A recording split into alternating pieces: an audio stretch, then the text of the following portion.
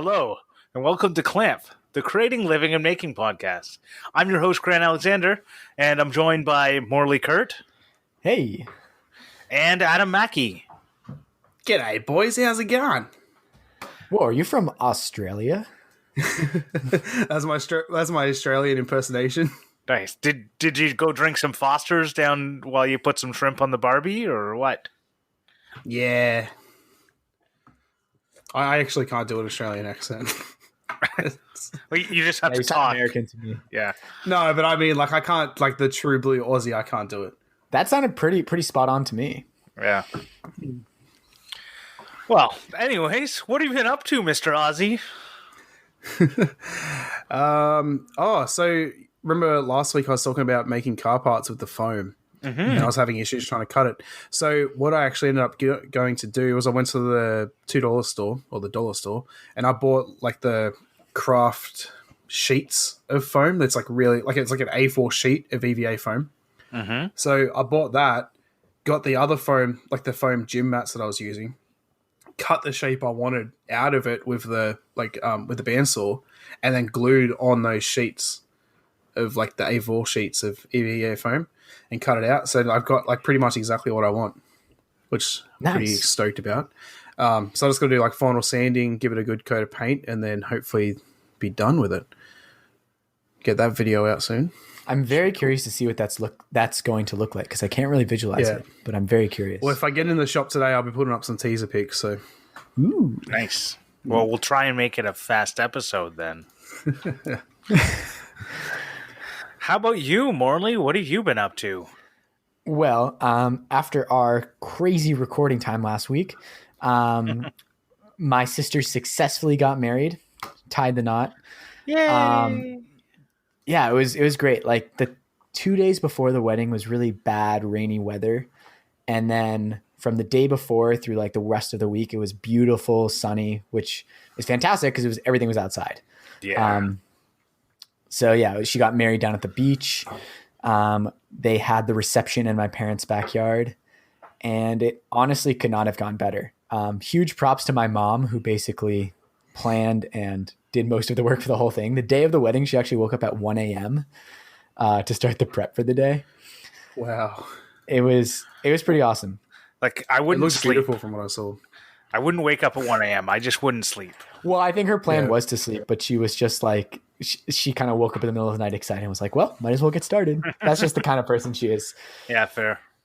Yeah, it was really nice. I hadn't seen my family since December of last year. So that was really nice. Not obviously was not the full guest list as was originally planned. A lot of people couldn't come, but that being said, the people that could come were very close, and it was great meeting the rest of her husband's family. And yeah, it was like really pretty perfect week altogether. Cannot complain. Yeah, very nice. Cool. Anyways, now I am back in Toronto. And I am on day 2, just finishing up day 2 of my 2-week quarantine. So here in Canada, when you return from international places, you have to quarantine for 2 weeks. So it's pretty good so far. We're trying to be very intentional about exercising every day. Me and Eden have been doing a quick calisthenics thing. We got all stocked up on food. What's up, Grant? I see you raising your hand. You could do it way. Yeah, that was. You could have just given me the eye.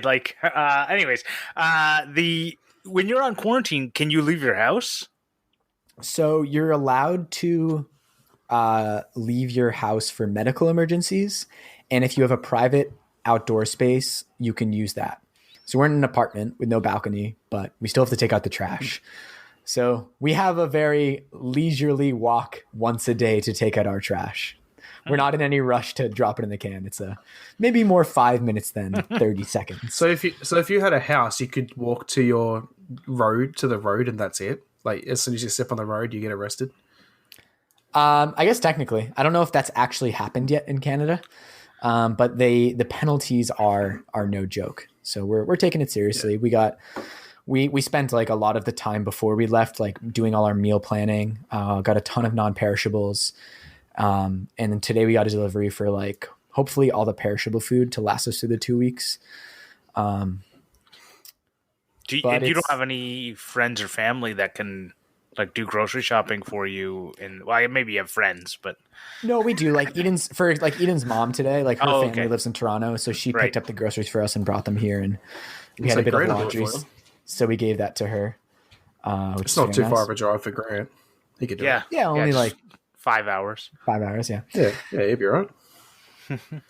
But it's pretty good because I have a lot of projects that I want to do, so I have lots of time to do them. So I started the carvings for a new custom belt featuring a bunch of dancing gnomes, which is very fun. Ooh. Yeah, a friend from back home has a big connection to gnomes. I think her grandpa used to always give her gnomes every Christmas, like garden gnomes. So it's fun. It's a really fun project, and it's basically like 3 repeating dancing gnoms. The picture of that is on my Instagram, and I'll probably finish that up soon. Got a bunch of other projects to work on. Thank you. But I will save that for next week. Grant, what are you working on this week?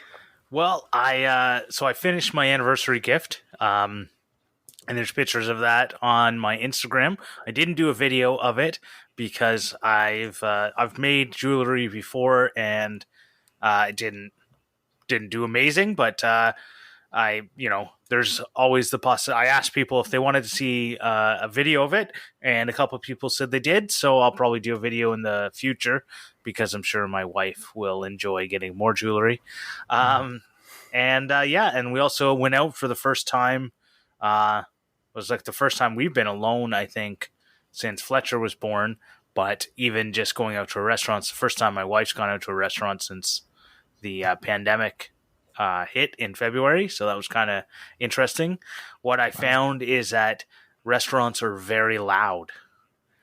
Like when you compare, like, I think my little 2-year-old is loud and annoying at dinner. When you compare that with all the people having their stupid, mundane conversations that seem to be life-ending problems to them at every table around you, and for some reason you've lost the ability to filter out just listening to your wife. It was a strange kind of thing. Yeah, it's wild. Sensory overload. Exactly. Sensory overload. Yeah, so something I was reading the other day about like when you're in the car and stuff, and you got like music playing and your kids whinging in the background, and you just it's just too much. Yeah. Have you ever? That's why most mothers go insane, because it's just sensory overload. Yeah. I could believe that. Have you ever been driving and looking for like an address and you turn down the radio? Turn the music down? Yeah. I do it all the time. I can't see. Right. But it's because you want your brain to like focus so much. You're like, the music is too much. I used to deliver pizzas, and I'd do it every time. Yeah. Which is, it's funny, like conversely, it's probably the reason why it's nice to like listen to loud music while you're working out, because then it kind of distracts you from the pain you might be feeling and you can kind of power through a little easier. Yeah. Interesting. Because I standing. I find like if I'm listening to music, I can do work, but if I'm listening to a podcast, I just end up either listening to the podcast or missing it completely. Like I find like I need that, because I think like there's too much.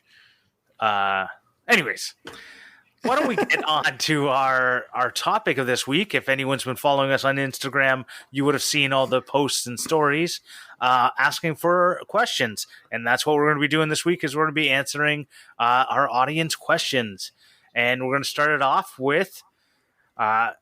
I'm going to go.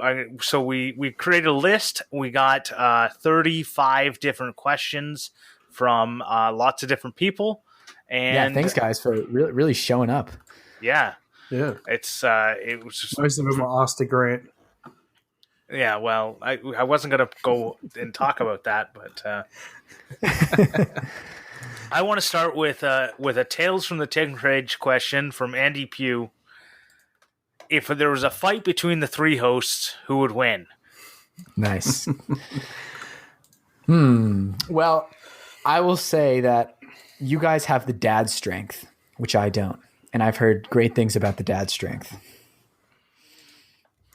Well, I'm going to say that my shoulder is absolutely screwed from working out. So there's that. I'm going to say that both you guys work out.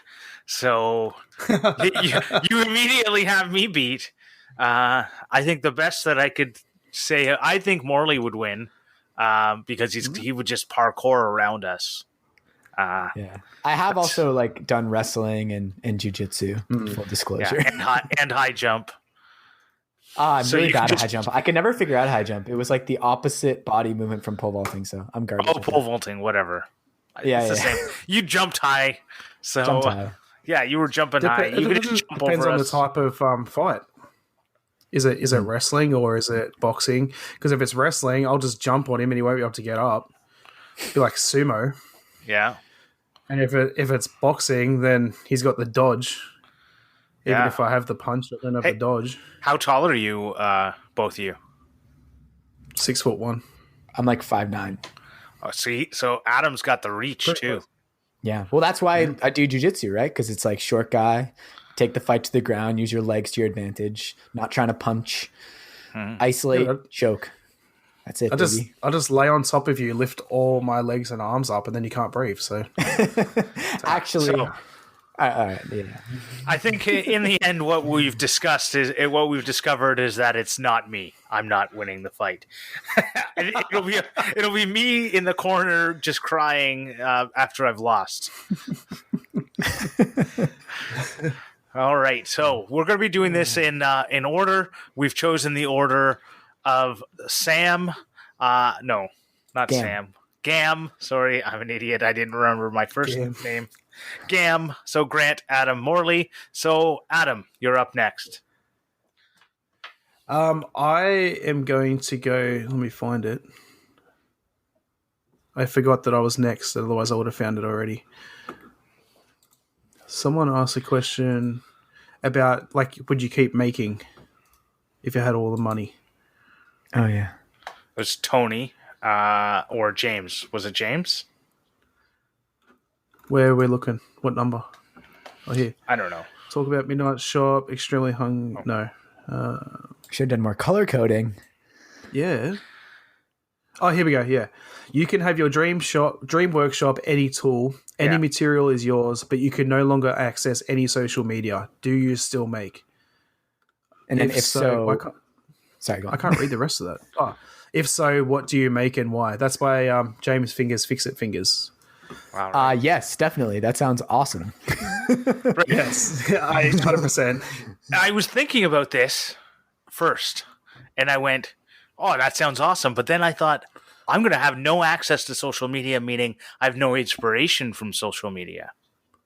And that's where it really started to get to me, is I went, would my making and creativity be so hindered that I wouldn't be able to? I think I've got enough going on that I probably could make for the rest of my life, but I think that's where I would actually miss it. Otherwise, if I wasn't making videos, I would be making a lot more stuff.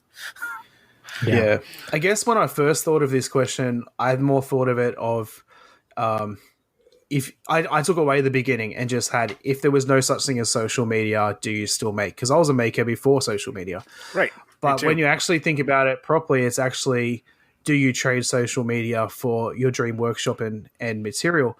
So it's not saying that if I keep social media that I can't access my dream workshop and material. I just have to work for it.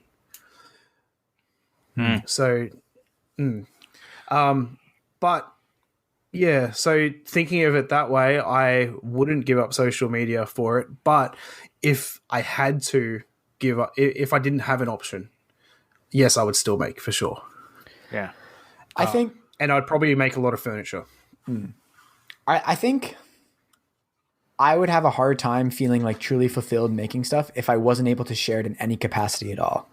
So if I was still able to do like a scrapbook or journals, or even bring people in it to show it, I think that would be fine. But it's like, I kind of think it like going to the amusement park or like Disneyland or something. Like I've never been to Disneyland by myself, but I feel like that wouldn't be very fun. It's always better to share it with other people. But so there's nothing stopping you from sharing it with your friends and family. Exactly. Yeah. But you can't share it the same way. People have been doing it for thousands of years. Yeah. Right. And also, like, the reason why I said I would make furniture is because then I could sell it. So I'd get fulfillment out of making something and selling it off. You know, like, that would be my social media, would be sharing my products with other people, if that makes sense. So having like a studio where people can come and view your furniture, and then I don't think I would make furniture. I think I'd make art.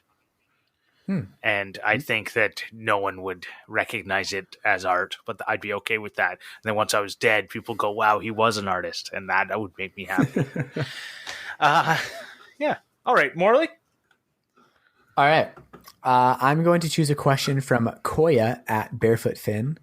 And her question is, what is your biggest pet peeve? And the reason I chose this is because I thought of one during the pre-show. And my pet peeve is that whenever whenever my webcam is active and I'm using Firefox, which is the browser that I use, this little icon pops up right under the webcam, which is kind of nice. Like, Firefox is very like privacy minded. So it's telling you that like you're using your webcam, but what it does is it always covers up the tab in the middle of the screen so that I don't know what it is and I can't click it. So whenever we record podcasts, I inevitably lose tabs in the middle of the screen and I start like panicking because I'm like, I can't find the thing I'm looking for. Or like Adam or Grant sent me a message and I can't, like, I don't know what it is, but they're giving eyes at me like, Morley, what are you doing? Like, don't you know we sent this thing? I use Firefox as well, and I have the same little thing. But because I split my two windows, so I have like Zoom on one side of the screen and then the rest of the stuff on the other side. It covers up like the expand and everything. So like just now I was trying to expand so I could see the entire question and it was in my way. I couldn't get past it. Yeah. Actually, I'm seeing now that I can move it kind of around the screen, but only along the top. Okay, it's a little bit better. Wow. Yeah, that's if you click it right. Yeah. All right, nice. Great. Making each other's lives better. All right. Pet peeve gone. What about you guys? Yeah. What about you, Adam? My biggest pet peeve is hypocrites. I was actually thinking that before I thought of this one. I cannot stand hypocrites. There's a few. I'm a hypocrite sometimes, and I know a few people that are, but like, I just can't. Yeah, it's been my biggest pet peeve my entire life. I can't stand it. Well, this is a little meta, but like, I feel like we're always most annoyed. Or I have a theory. Anyways, people tend to be very annoyed by people that are like them and that remind them of characteristics that they don't like in themselves. So I feel like, you know, like we all don't like feeling like we're hypocrites because we're like, I see that person that's like me, but it's also you're inherently being hypocritical by thinking that. I could definitely see that as being what I don't like, because one of my biggest pet peeves is like people who drive like aggressively. And do you drive aggressively? I don't think I do, but some people could say that about me and they could be right. I am a very aggressive driver. Right. But it's like when people, so I was towing my trailer, I was doing, the standard $120 on the 401 or 416, whatever. So, 20 over the speed limit, which is the complete norm in Canada. That is what you do. Everyone does it. Same here. Right. Everyone's doing it. So you're doing a $120 down the highway. For our American friends, that's about like 70 miles an hour. Yeah. 70, 72, something like that. Yeah. 60 is 100. So, it's actually like 74, 75. Anyways, it's pretty good. You're going pretty good. And I pass someone, and there's, I go past a car, and then there's another car about 2 car lengths in front. So 2 car lengths isn't. Move over. I didn't move over, but I'm doing a $120 and I'm passing 2 cars, and someone move over. No, you don't move over when there's not enough room to pass. Yeah. Anyways, a guy came up behind me. Yep. Went around to pass me. So they passed me on the inside with these 2 car lengths. It was he almost hit my car, and that to me, I was just like blown away by this guy. And they're like couldn't wait for someone to pass someone for an extra like 15 seconds of their life. Yeah. That's a big pet peeve of mine is people being. I hate when people are so impatient driving and then like you pull up to a stoplight parallel with them, and you're like, you just save no time. Yeah, that's true. Yeah. So that guy that did that to you, other than I wouldn't do it dangerously, that's me. I'll admit it. I will purposely speed up to someone that's sitting in the right lane just so I can get up and flash them. Oh, I don't know why I do it. I definitely, like, people in the right lane bother me, but I was going by 2 cars. I wouldn't do it then. If I pulled over, I'd have to put on the brakes. Like, there wasn't enough room for me to go in between these 2 cars without me putting on the brakes. Like, I had the cruise control on. Anyways, it's just someone who was, like, in a super hurry, and it's one of those times you just wish later you see a cop car with that car pulled over, and then you just go, ha ha ha ha. It didn't happen this time. I do have a funny story on that. So I think you should save that for another episode when we don't have 36 questions to get through. Okay. No, go ahead. I was just going to say, so there was someone sitting in the right lane. I went to overtake them on the left. There was no one around. I went to overtake them on the left, and they sped up. So I was in my Falcon at the time, so I put my foot down and got in front of them. And then we got up. We took this like road off the freeway, and it's 2 lanes, and they flew past me. Like, they would have been going 160, and this is a 100 zone. And there's a place where like the cops are notorious from sitting. So you speed along this road, and then you slow down just before where the cops sit, because it's like they're looking towards where you're going. And they flew past, and the next thing I know, these blue and red lights just come flying down next to me.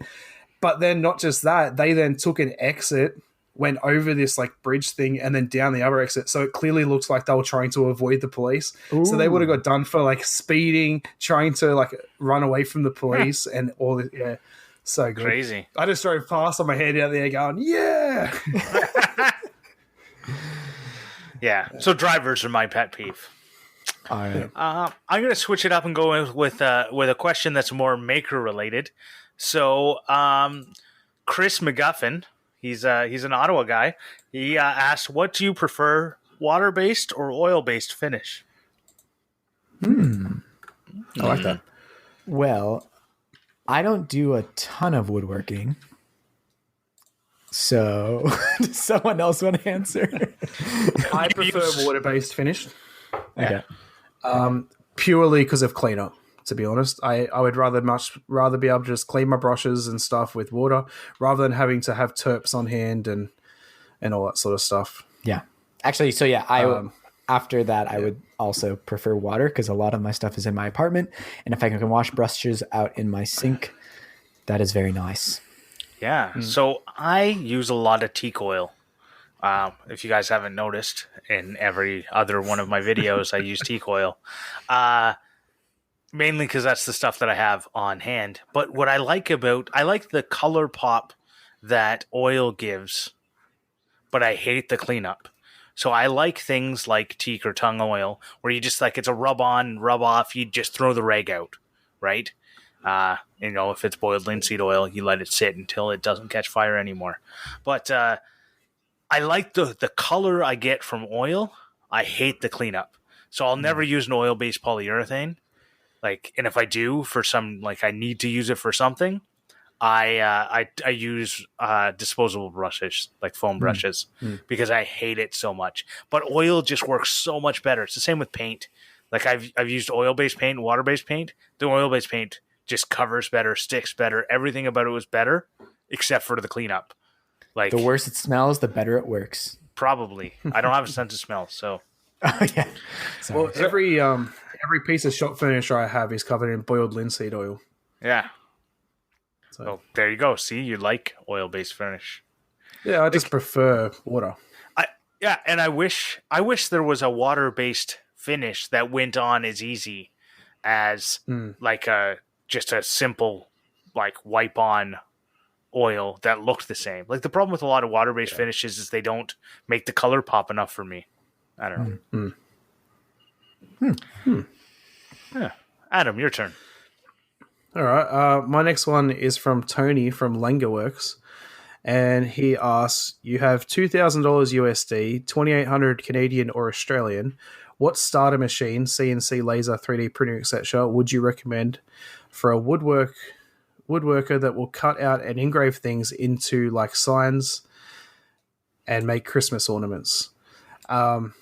So my first machine would be a CNC, but I think if you're looking to cut out and make like Christmas ornaments, I'd say a laser. Yeah, I would get a laser 100%. And that's not even in answering his question, but if you gave me $2,000 and were like, buy a digital fabrication machine, I would immediately buy a laser.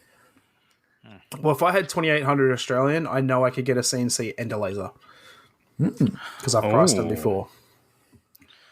Well, I think if I had 2,800 Canadian, I would just probably buy a bandsaw because I don't like really nice bandsaw. Yeah, really like a really nice bandsaw and a scroll saw because I really like. I don't know. I'm not big into like selling like making products to sell. Maybe if I had a CNC and just press the button, like I could do all the design work. Do the design work once, press the button 100 times. Like I could maybe get into doing that, but I like the fact that if I cut something out on my bandsaw, I'll never do another exact same cut. That's interesting. That's what I like. You say it's handmade because it looks like crap. See, I love the handmade aspect of a lot of things, like this carved belt I'm doing. But I also really love the design and being able to bring it to life with digital fabrication. I like digital design. Yeah. Yeah. And I know that if like already like with what I'm doing with my 3D printer, like a lot of it is stuff that you could definitely also do with a laser faster with a laser. So it's just a matter of time for me. I'll get one eventually. Yeah. Well, like there's really cool things that you can do. Like I said, if you wanted to do production like this, clearly like making Christmas ornaments or signs, yeah, a bandsaw is not it today. Just lettering alone is so much easier with a CNC. Like it's all there. You put it in, you press the buttons, you make the sign. I don't know. That's my answer. I think you never make stuff. You just something like digital. Yeah, exactly. Something like digital fab is more for something like digital fab's gonna be more for something that you want to reproduce a lot. I think a CNC and a laser, yes, but then even sometimes there's times where just that makes it easier. Yeah. Oh yeah, no, of course. But I mean, if you're looking into say make like Christmas ornaments to sell, you're going to be making a lot of the same thing. Mm-hmm. So something like a CNC and a laser is going to be beneficial because you can just press play and it'll just cut them all out. Mm-hmm. You know. Whereas if you had a bandsaw, every single one of them is going to be different. Right. That's what I love about it. It's interesting. This kind of shows our different perspectives. Like the big attraction for digital fabrication for me isn't as much production as it is precision, because I don't have any large stationary power tools, which you can be very, very precise with. So the easiest solution for me is digital fabrication because they are much more usable in an apartment context than mine's precision, but with laziness. I don't have to be precise because the machine will do it for me. Well, what like for a situation like yours, where you're like sitting on the train, able to access your computer, you could be designing stuff all day long instead of playing WoW.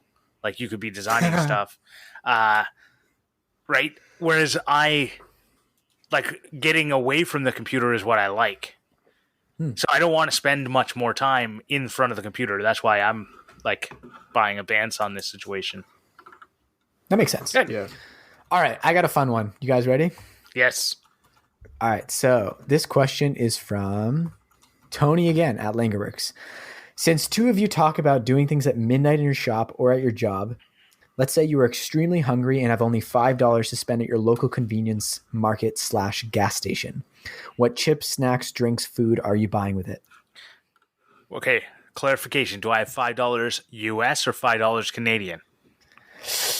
I'm going to say Canadian. Oh, sorry, American, because that will make it easier to get drinks and like whatever snack you want. Right, because otherwise $5 in Canada does not even buy you a footlong. Like the $5 footlong is only in America. Yeah. I don't know. I think for me, I'd probably go with I would just go, I'm really hungry, extremely hungry. Oh, I'm like, and I can only go to a gas station, basically. Yeah, so let's take out, you can't go to like a fast food restaurant. Right. It has to be like a snack. So like a 7-Eleven would work. Yeah. Okay. Yeah, so you can't go to like a supermarket. Right. Yeah, or like even McDonald's. No McDonald's.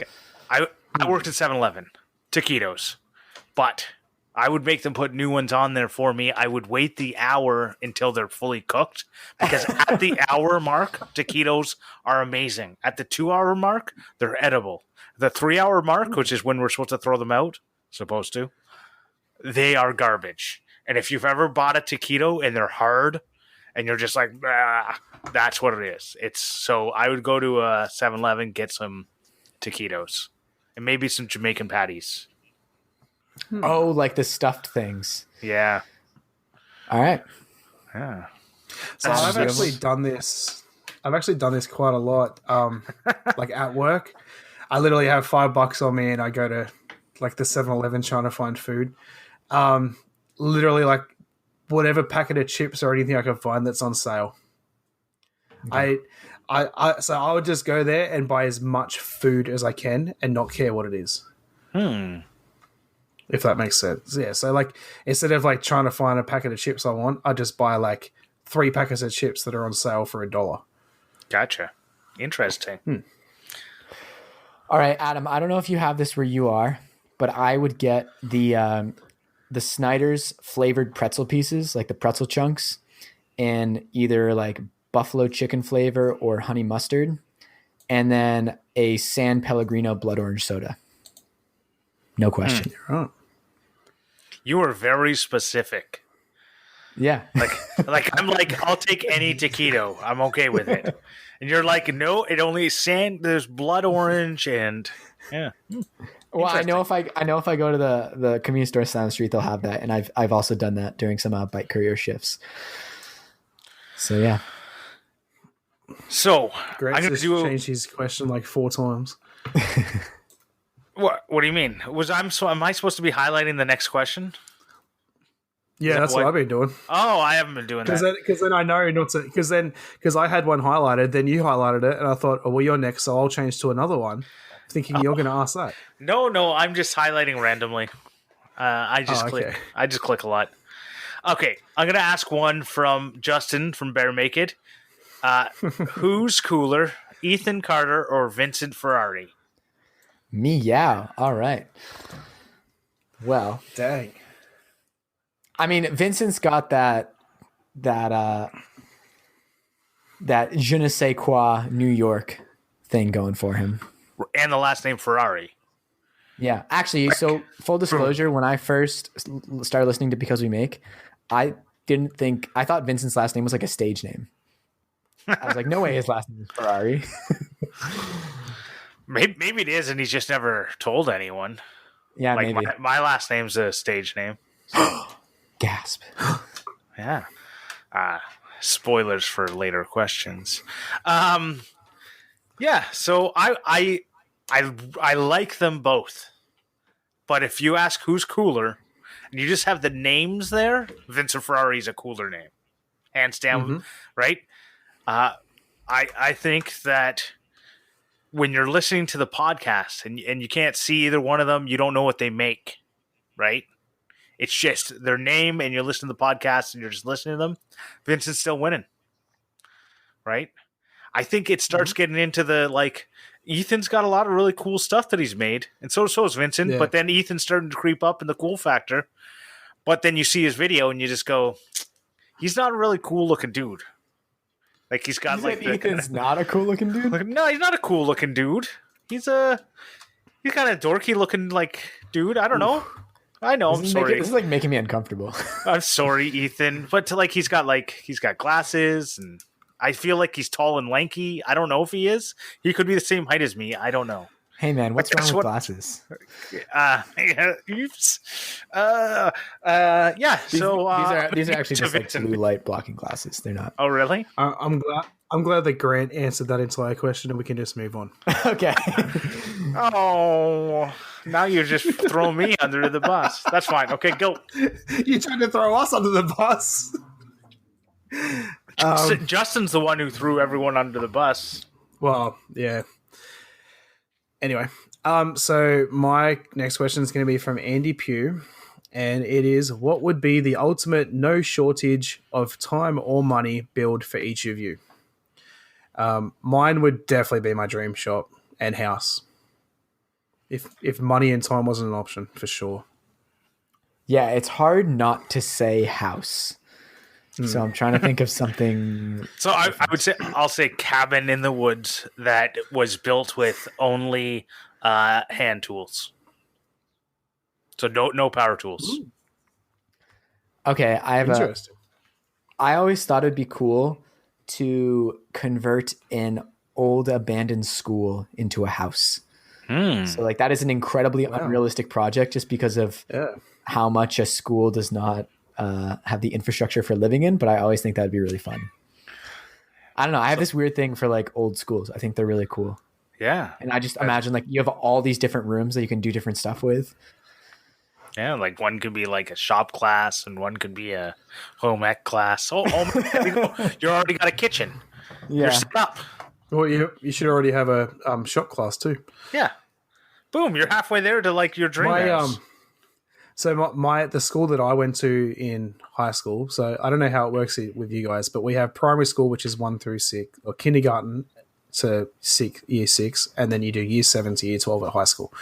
So the high school that I went to used to be a prison. Oh, wow. And like they still had bars on the windows and everything. Yeah. My high school kind of felt like a prison, but it wasn't one. Mine was not a prison. It was a purpose-built school.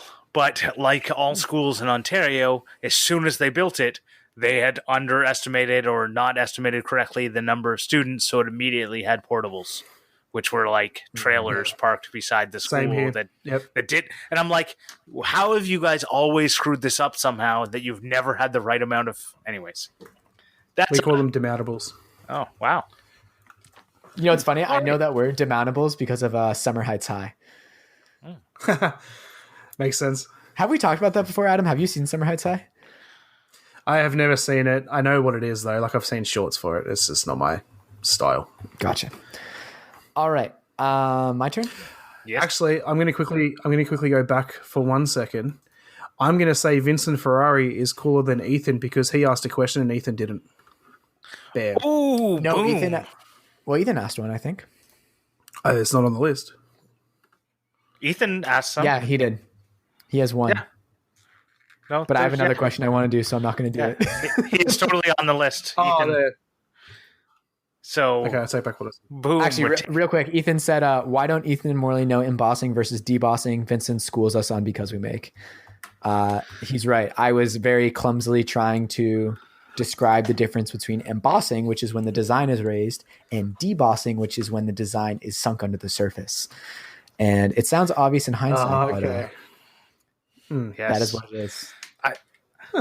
It's not like really a good question, though, Ethan. I'm sorry.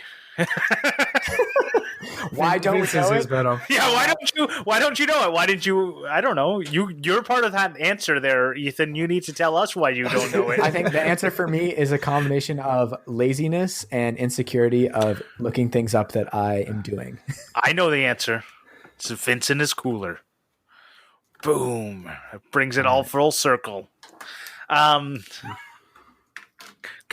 that wasn't a real question, so Yeah, go on. So the one that I want to ask is from Sumo's Projects, Dirk. He asks, how do you like combining being part of a podcast with hosting a YouTube channel? Do both work hand in hand? So that's interesting. I don't think that's actually something we've really talked about before, but I have really liked it. I feel like I think I've talked about it with you guys via just like text messages and stuff, but like listening back on our conversations after the fact, I find like really valuable because I like, you don't always get everything from a conversation in the moment. So I find like I edit the podcast, and while I'm editing, I go, I don't remember them saying that. yeah, because you're yeah. Yeah, because you're never 100% present in a conversation because you're thinking about the next thing you want to talk about and anything like that. But yeah, so Sumo just started a podcast with his friend Chris from Built by Chris. They're doing it on YouTube. It's a 30-minute podcast. They've got 3 episodes out, and they're doing quite good. I saw the amount of views they got. It's off the charts for a new channel. So sweet. Awesome. But I think I've messaged him a bit about it, and it's the same thing with me. Is at the very least you have a good conversation with some friends, and it's kind of like a structured conversation to talk about whatever that week. But it kind of makes, I think it makes me a better YouTuber or have a better YouTube channel because I get to bounce ideas and kind of get a little like real-time feedback on things I'm working on sometimes, if I want it. And it's cool. Like I do this one Into the Spotlight, and I feel like I get a lot out of both, but very different things. So like you guys are both like older, more experienced than me. And like come from a very different place. So I get a lot from that. But with Into the Spotlight, it's like me and Ryan, both as young creatives, kind of like figuring it out together, talking to people we both think are very interesting and like acting as therapists for each other. So it's like, it's both of them are very personally useful. And I enjoy like putting out these conversations that I think are really interesting. Cause I don't know, you do a lot of things and talk about a lot of things in a podcast that you wouldn't really have a forum for otherwise, Yeah. I guess if you maybe definitely. Twitter, but this is better than Twitter. Well, and what I think it is it has a little bit of structure that you wouldn't have with a regular conversation, right? Like, like what we end up trying to talk about something in a way that if you were just sitting around having a beer in real life and not recording it, we may not come to the same epiphanies that we're coming to in this podcast. Mm-hmm. And definitely, in your other one, I've definitely heard Into the Spotlight where you've kind of had like a light bulb moment, and you kind of even almost like I've heard a couple times where you kind of like lose track of what's happening because you just go, "Whoa, that just blew my mind!" Right? Like, yeah, exactly. So it's really cool thinking about it that way. I love doing both. I feel more famous from the podcast than I do from my YouTube, which is quite interesting. So like working hand in hand, I actually think I've got more followers like sort of on YouTube and that from the podcast than I have from just YouTube. But yeah, like as you said, like it's really good to have that instant feedback and like talk about, I'm having an issue with this project and then have that feedback of like, this is what you could do and all that sort of stuff. And like, talking about different things makes your mind think of how you would do things differently, which gives you better ideas and that you wouldn't normally come up with if you're not talking to someone about it. Not just that, like my family, for instance, like I'm the only maker in this household, I don't have other makers to talk to other than like Discord and that, but like talking here every week, like it really lets you get that off your mind, if you know what I mean. Yeah. I mean, it's a lot easier, I feel, to talk than it is to have a text conversation. Totally. Oh, for sure. Yeah. So one other thing is I hate text. One other thing I'll add is that I feel like having the podcast every week makes me try and actually get something done during that week, so that I have a little something to talk about. It's just something in the back of my mind going, every day that goes by, I think, well, what did I do today? And was any of that relevant? Should I bring it up on the podcast? Anyways. Yeah, it's a good little motivator for sure. Mm-hmm. Yeah. So the next question is it was brought up by 2 different people. So a weird guy, Jeff, and it was seconded by Dave Bauer. Why do you insist? Sorry? What's wrong with Jeff? Why'd you call him weird? That's his username. I don't know. Yeah. I know. Also, if you've met him, you'd I understand. know who Jeff is. I was just making fun of you. Yeah. So why do you insist on using crappy squeeze clamps in your logo? And as the person Grant made the who, logo. as the person who designed the logo, I will answer your question. I felt two things. I don't like the way C clamps look. I always think when C clamps are shown, I always think like the silhouette of a C clamp. I think it just doesn't look like enough of a C clamp to me. Mm-hmm. So the silhouette of a C clamp to me doesn't agree. do it. The garage woodworker had the C clamp as the G. I was gonna say, a C clamp to me looks more like a G, Right. for sure. And regardless, I don't like the I don't see it as a clamp. Anytime I see it, I see like different things. So it's like the Rorschach test or whatever it is. When I see a silhouette of a C clamp. So the other thing is like an F clamp, but any of those other types of clamps I felt weren't as instantly recognizable as a clamp as a quick clamp is. Yeah, definitely. So that's why we use crappy squeeze clamps. Also, a little bit of behind the opening the kimono, it gets people to talk because people don't like them. Yes. Or they really do like them. It's also very beneficial when we're making logos and stuff to have that like blank space with a line underneath it that you can put the title and all that sort of stuff. It just makes it look a lot nicer than like if you just had it sitting in the middle of a C clamp, it just wouldn't look like it was in the right place. Right. But so that's where you could use an F clamp, but then even the F clamp doesn't look right as a silhouette. No.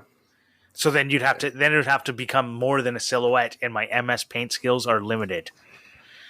Mm-hmm. So, anyone else have any thoughts on that?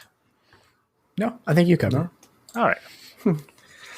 All right. Next question is from Zach Builds, and it is: what do you think the next big trend will be in the maker community? What is the next river table?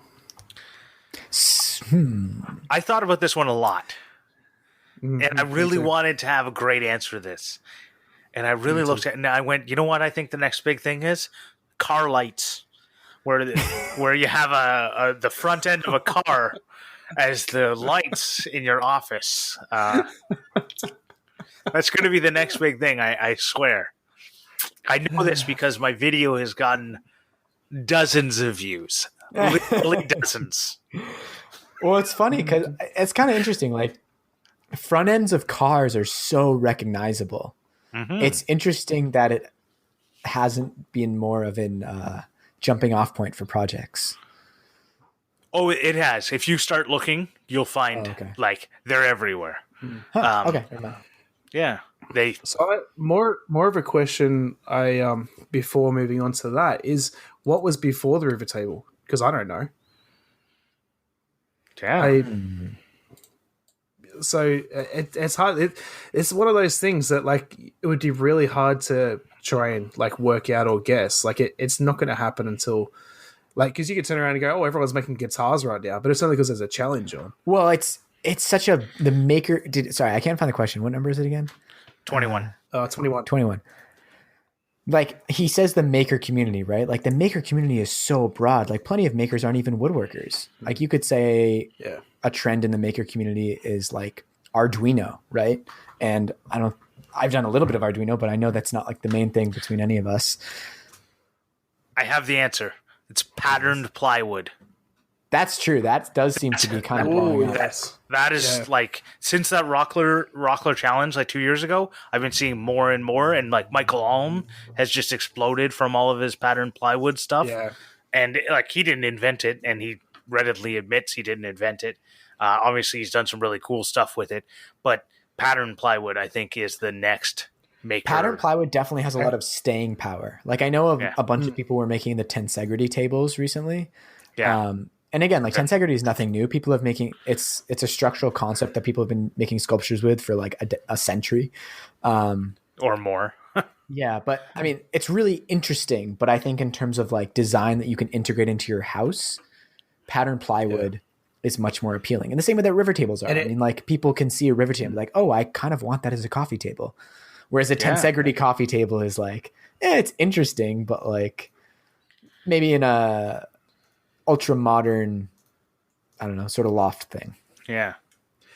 in going on with the pattern plywood is also I've noticed a lot more people have been doing skateboard stuff, like Wobie Designs does. Yeah.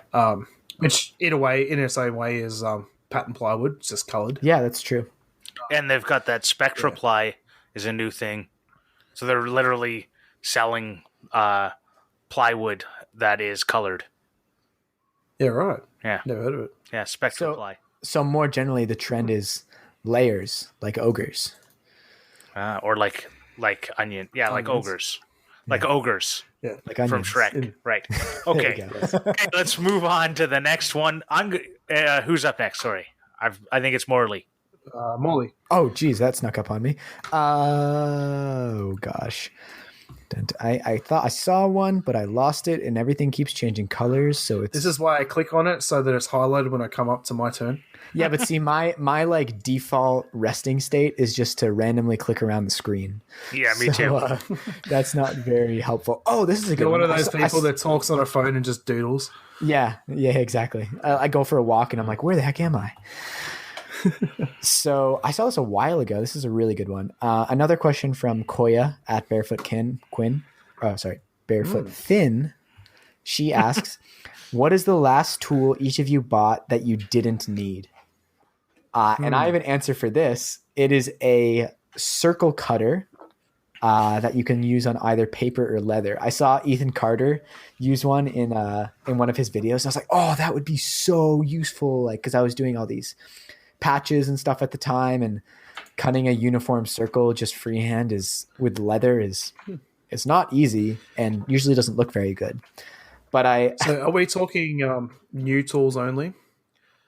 As in, I just went out and bought a Stanley knife, even though I owned 5 of them, Sure. because I didn't need it, but I bought it. yeah, that works. Yeah. So there's. Do you know those? Like they're you see ads on them all the time on Facebook and Amazon, or like YouTube. Before I had, it's like a pattern tracer. You put it up against something, and it's got like a bunch of. It reminds me of like that pin needle thing. Anyways, that's totally. I would say that I didn't need that. I've yet to use it. I tried to use it once. It didn't work. It wasn't big enough for what I was doing. So I would say that would be the thing that I definitely didn't need. Yeah. Although, like, I mean, both of what you said and what I said are very specific use case tools. And it's not going to go bad either. So I'm sure we'll both find a project where that thing comes in handy. And we'll be like, oh, thank God I have this thing. Right. I'd rather have it and not need it and all Need that. it and not- Yeah. Yeah. So we'll give Jimmy the rest of we'll not talk about him this episode. All right.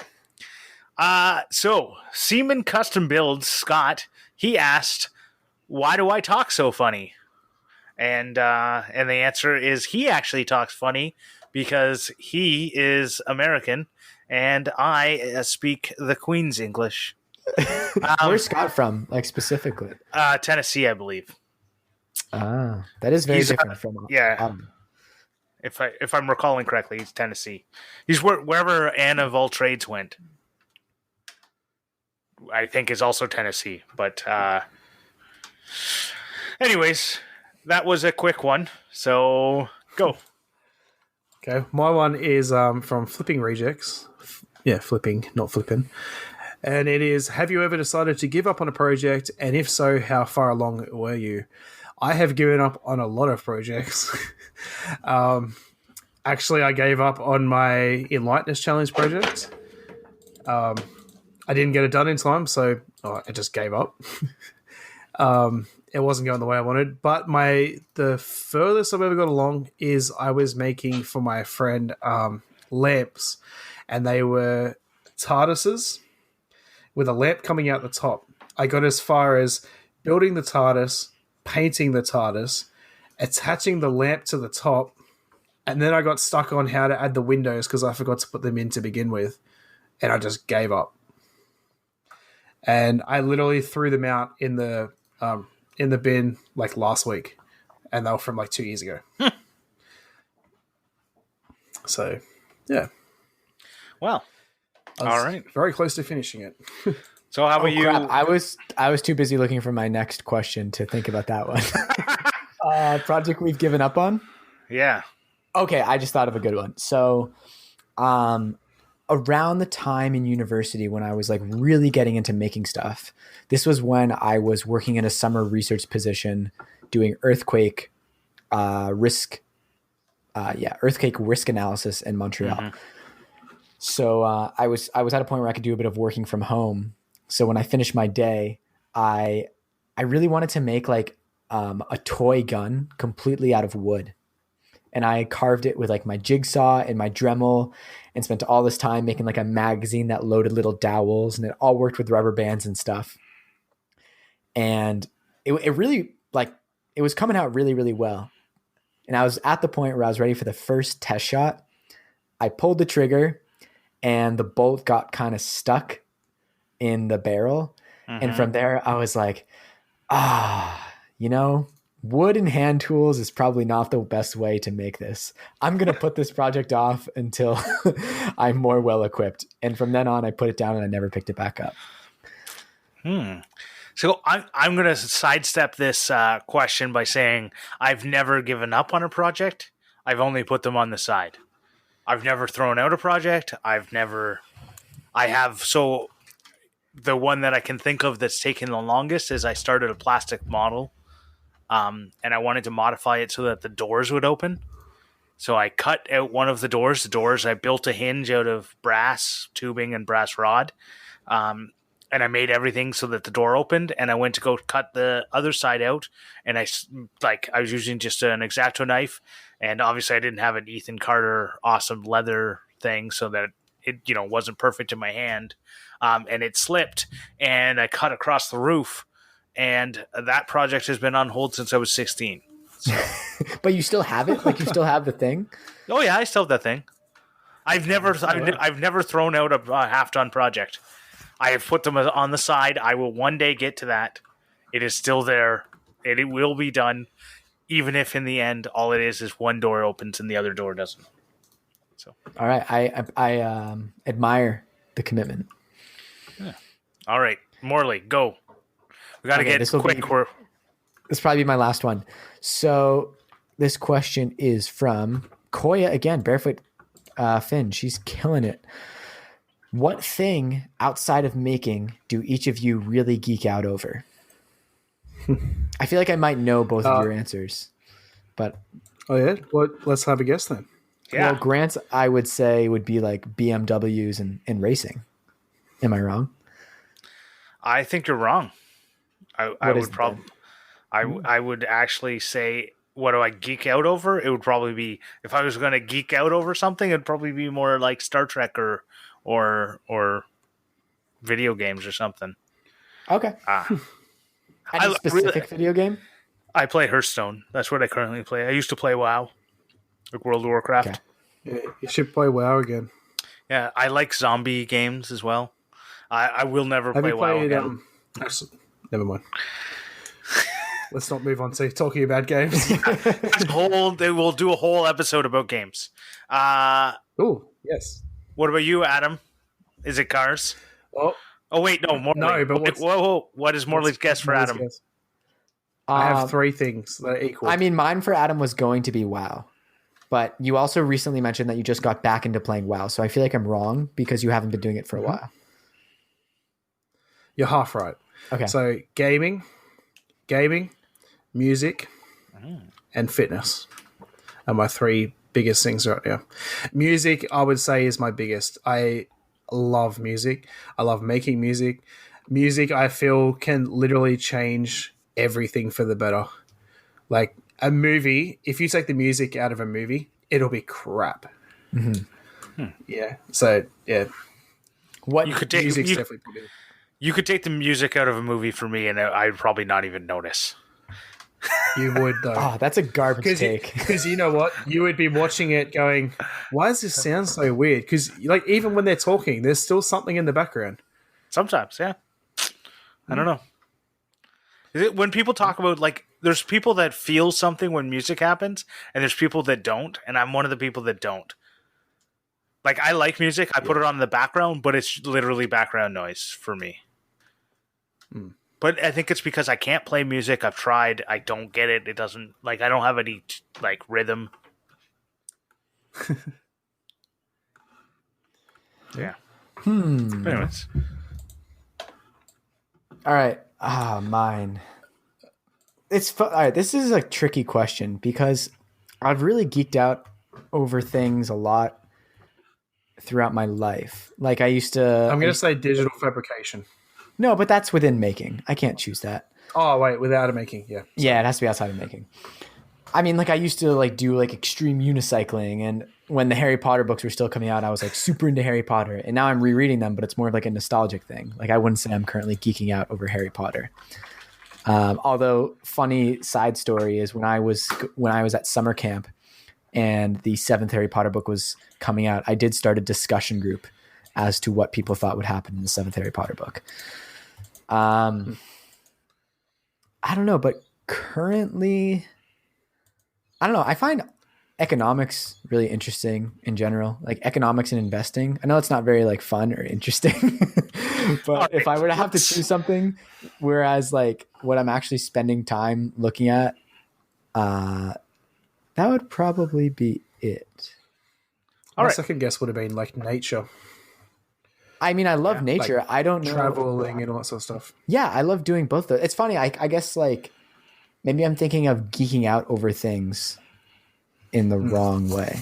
Like when I think geeking out, I think it's what would I spend my time doing if I didn't have any other like I know I've watched every episode of Star Trek at least 4 times. Right? Because I've watched it start to finish multiple times, and then I watched it in order of when like the timeline. So I had to jump between like DS9 and Voyager to have all the timelines right. So depending on the episode, I watch Star Wars in order, right? Which no one would do because no one watches Star Wars.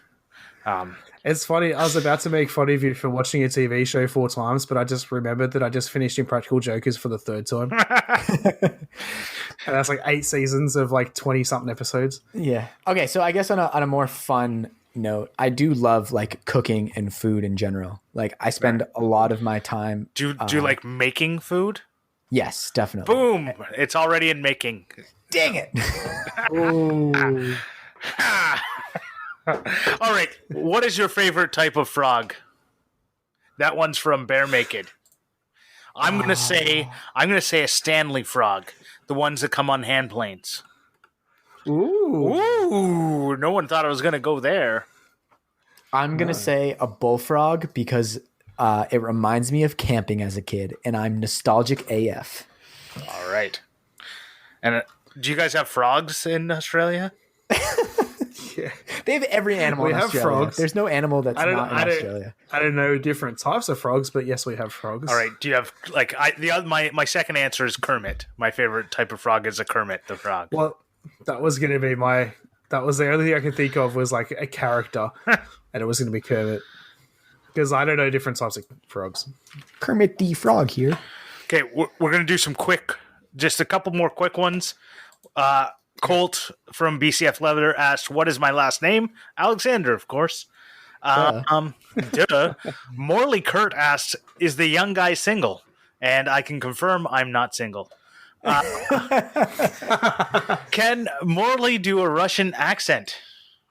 Well, of course I can do a Russian accent. Oh, someone from Russia needs to get in here and write a review. Hint, hint. Actually, we have a review. We have a review this week, and it's from America, so how about you do it in a Russian accent? No, okay. He gave me an accent to do. I can't not do it in his accent. Oh, he did. Oh, he did give you an... Yes, sorry. Yeah. So, Jacob, pretend you're from Russia. Write us a review. That question was from Native Son Woodart. Okay. What's your favorite prehistoric animal? And I'm going to call this, because I watched Jurassic World last night, Ankylosaurus. Go. Screw you. That was mine. That is my actual favorite prehistoric animal. Not just because I watched Jurassic Park. Oh, it reminded me of it being my favorite. So great. We can be the same. What about you, Morley? Velociraptor. Interesting.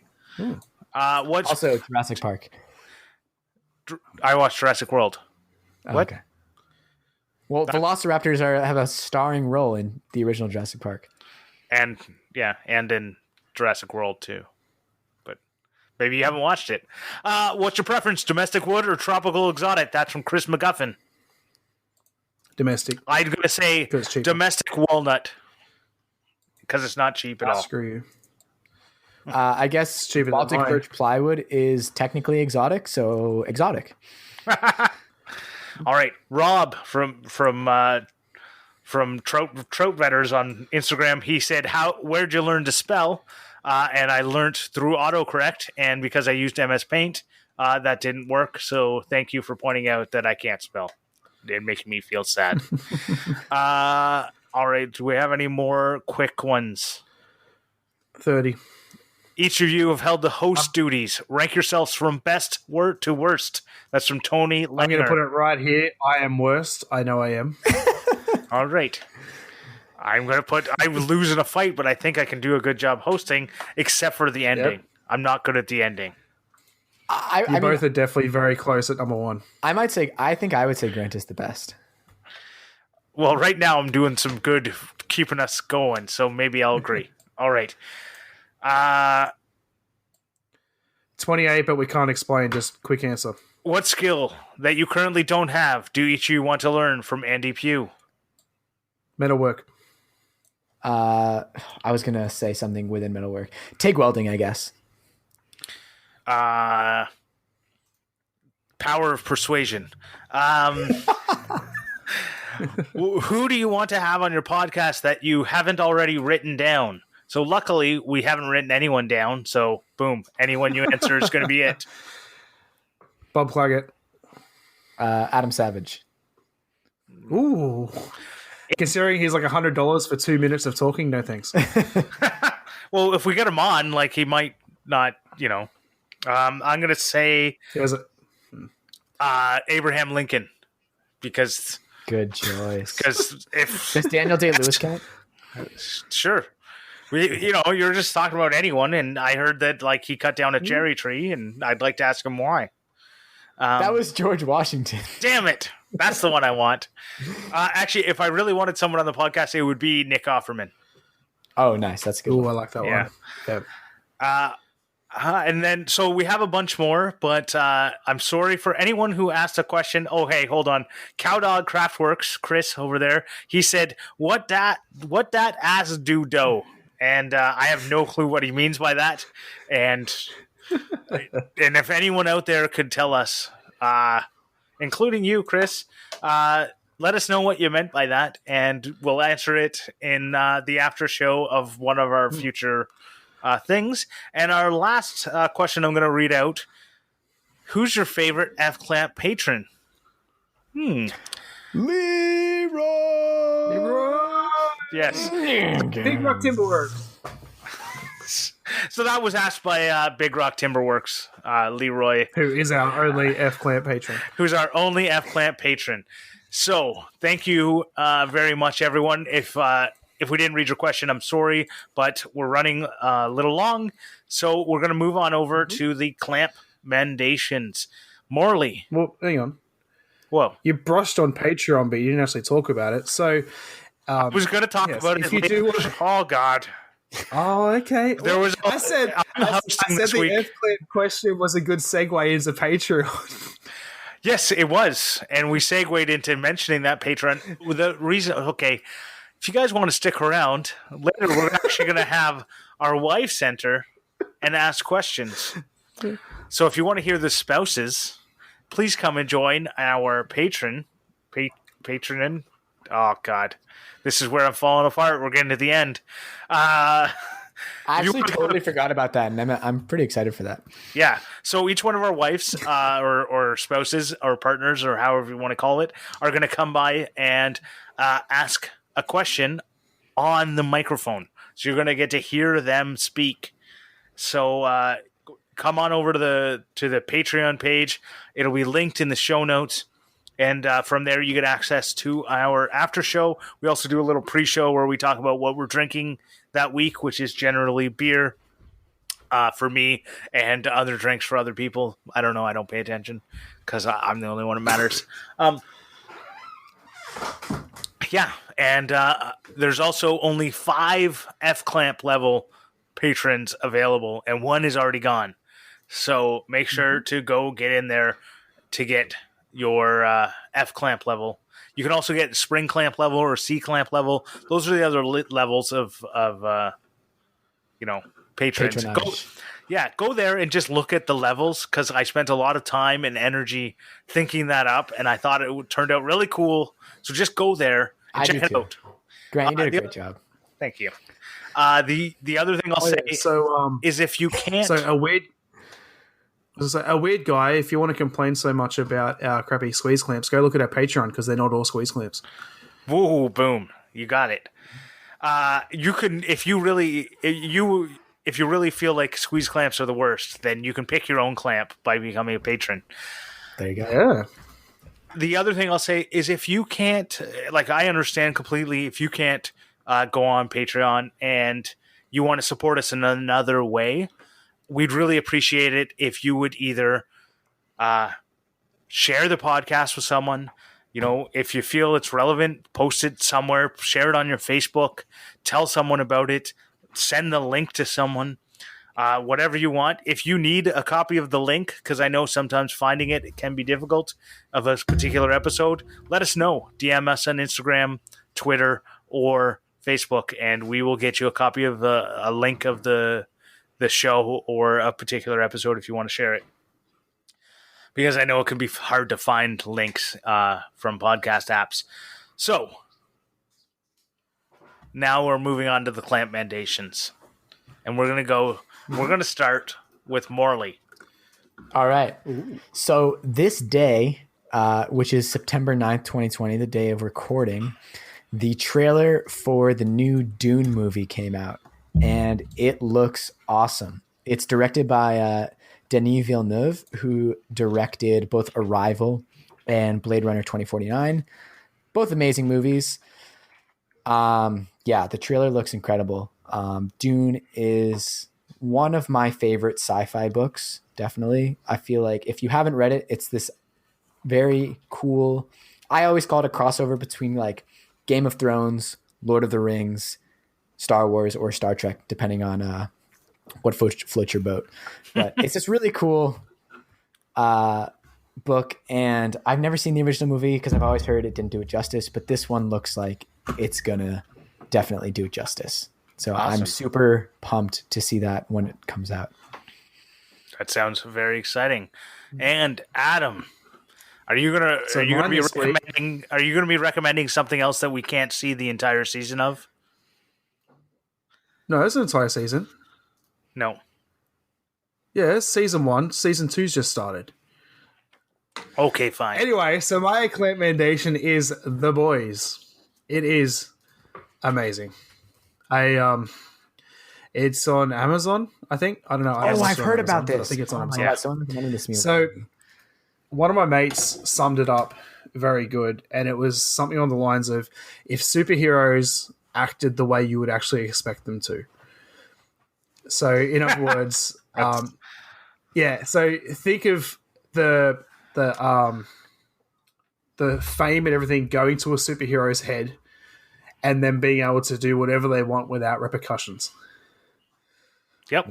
It's amazing. Yeah. It's as if superheroes could do whatever they want and corporations owned them. Yes.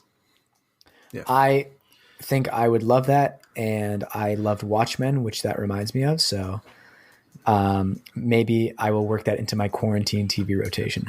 It is. If you watch the trailer, it seems very gory, but it's only a little bits that are gory. Yeah. I don't watch trailers. I never watch trailers. I won't be watching Morley's recommendation because it's a trailer. Because I feel like if I watch a trailer, I'm only setting myself up to have my expectations wrecked. I'm 80% of the way there with you. But for movies like this that I'm really pumped about, I will watch the trailer. Yeah, okay. I agree. Trailers, they show too much. Yeah. Do you not look in your mirrors while you're towing? So, my clampmendation for this week is a clock made from saws. The saw clock. So Flippin' Rejects, Shane, put out, he'd done a sticker swap with me, and he sent me some awesome coasters. And I was blown away because, one, I still hadn't sent out his sticker by the time I'd actually received his entire package. And so I said, I got to give him something in return. And I had nothing to give but some broken parts. And I knew he would do something fun with it. So what he did is I gave him a couple broken scroll saw blades and a few hand-cut nails. And he turned it into, and he added some parts of his own and turned it into a clock. And I just think the idea of using the saw blade, the scroll saw blades, like the broken scroll saw blades, as the second and hour or the minute and hour hand, just blew my mind. When he did that, I just went, I've been holding on to these things. I knew they had some purpose, and I couldn't think it up. And the fact that he immediately had a purpose for it, like, that's the kind of thing that I kind of wish I had. I wish I could. I know these broken things have value, but I can't see them. It's like him and like Tom from Refuse Reuse or whatever.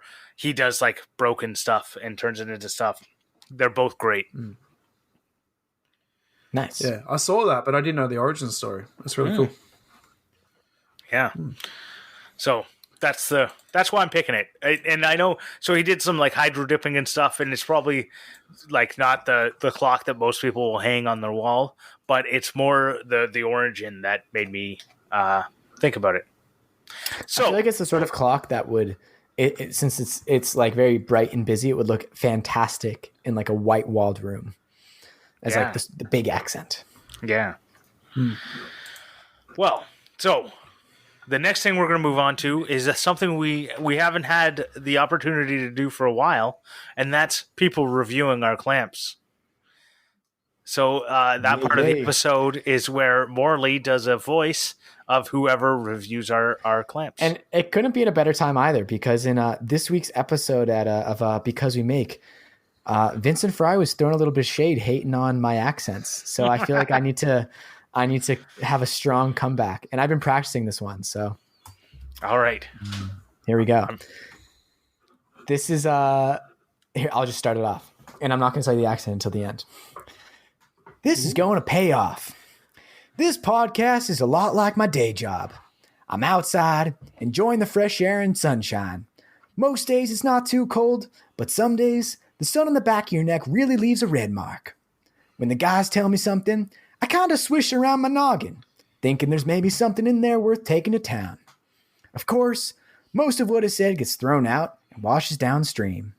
In the end, most weeks, I find enough nuggets to keep me and Jenny on the claim. Reading the character of a crotchety old prospector. From David Gooch, the Gooch of 54, via Apple Podcasts. United States of America, September 1st, 2020. And he gave us 5 stars. Thanks a lot, David. Yes, thank you. Mm-hmm. Thank you. I read that as a crouchy old prospector. What is crotchety? Just like curmudgeon-y, like old and... What's curmudgeon-y? Like, like the people who sit on their porch and go like, cranky? get off, that's the word. Cranky. Right? Yeah. So crouchy.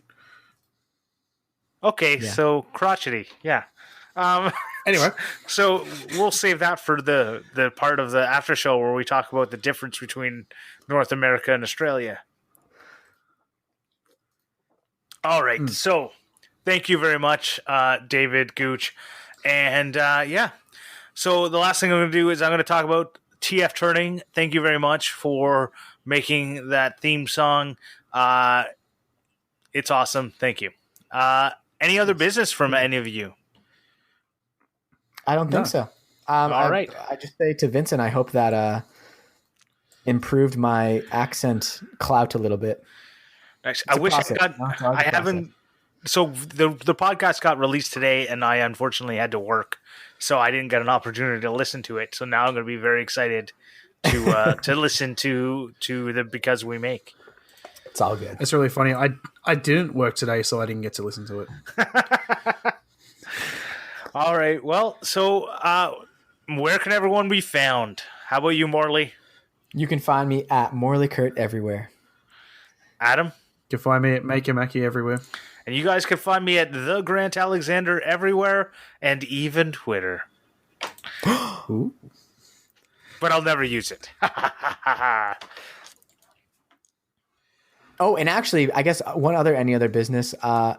The Clamp Twitter got a bit of love today because I put out a query, a request for questions, and we got some response there. So, Clamp Twitter, follow it. It's lit. It's lit. Don't go on Facebook because there's only one person on the Facebook thing. Don't do it. Okay. Okay. Goodbye. See ya. Bye.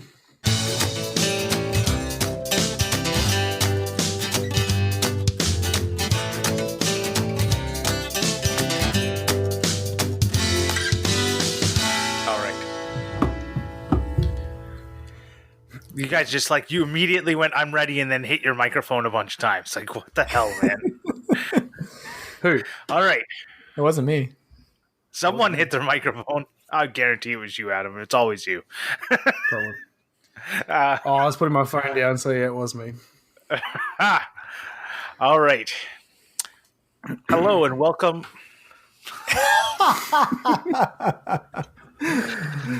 Sorry. Are you ready? You all coughed out? You done all your things are down on the desk? All right.